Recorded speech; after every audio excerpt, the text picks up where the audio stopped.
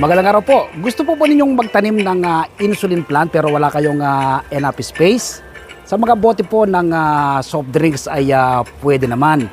Ang insulin plant po ay napakadaling patubuhin na propagate. Ito pong kanyang mga stem na ito, no? Pag iwa-iwalay nyo lang po, ano? At ibawon sa lupa. Tutubo na po yan, ano?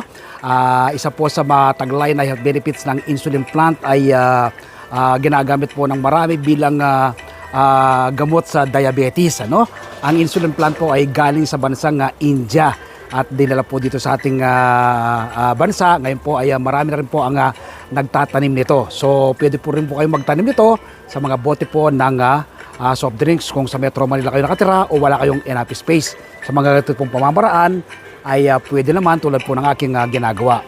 Nawa po sa mga susunod na araw, linggo at buwan ay may tanim rin po kayo ng insulin plant. Salamat po.